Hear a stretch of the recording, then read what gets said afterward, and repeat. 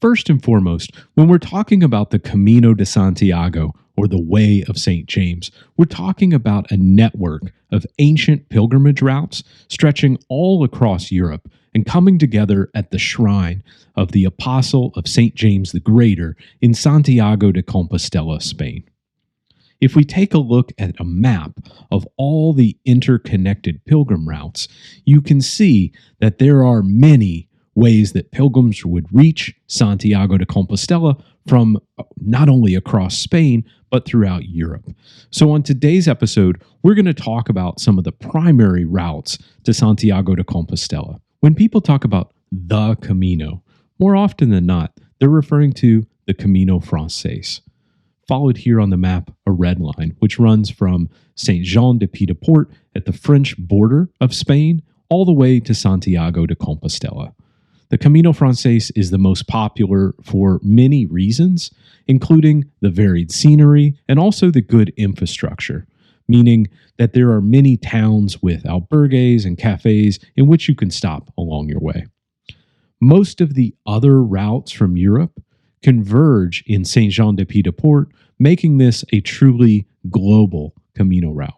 The Camino Portugues, or the Portuguese way, runs along the coast of Portugal into Spain and is the second most popular Camino route because of its unique pass and its historical connection to St. James the Apostle in Padrón, Spain, because it is generally regarded as a relatively flat Camino without too many steep inclines or declines.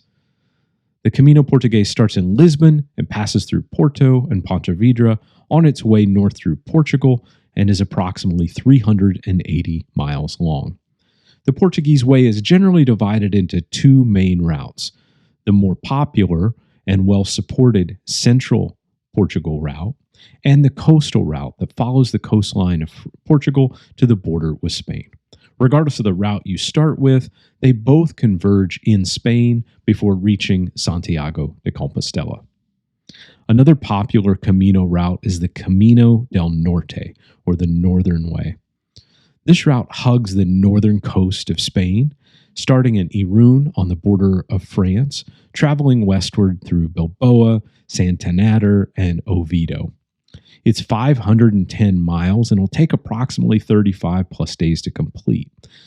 And although the distances between towns are very reasonable, the accommodations are quite sparse, meaning that on the Camino del Norte, you'll probably be sticking to the guidebook and the path breakdowns per day section. Another popular Camino route is the Via de la Plata. Now, the Via de la Plata's name actually comes from a corruption of an Arabic word that means wide surface road. And this is an apt name for the Via de la Plata because most of the route follows the old Roman road from Seville north to Santiago de Compostela. If you're interested in Roman history, this is a great route for you. At more than 600 miles, this is the longest continuous route within Spain. It passes through Merida, Salamanca, Zamora, as well as other cities before making its way to Santiago. Another popular route actually begins in the UK. That's the Camino Ingles. So English pilgrims will walk approximately 25 kilometers in the UK before arriving by boat, traditionally, in either La Coruna or Ferrol, and walking the English route. This is a Y-shaped route that merges and can be started from either city. The 75 kilometers from La Coruna can be walked in approximately 3 days, and you will earn the Compostela if you've also completed 25 kilometers in the UK. From Ferrol, the walk is about 70 miles, about 5 days. Next, the Camino Primativo. This means it was the original Camino route as walked by the king. This is the most direct route from Oviedo to Santiago, passing through Lugo. It rejoins the Camino Frances about 40 miles from Santiago. In total, it's about 180 miles and is considered quite challenging, as it does have quite a bit of hill climbing, and the weather can sometimes be erratic on the Camino Primativo. Lastly, I want to highlight a very special Camino, the Camino de Finisterra, or the Finisterre Way. So this Camino actually starts in Santiago de Compostela, and many pilgrims choose to take the walk from Santiago de Compostela to Finisterre. My suggestion is to make that loop and continue on to Murcia and then back to Santiago de Compostela. This whole route adds 55 miles to Finisterre and an optional 18-mile walk to Murcia afterwards.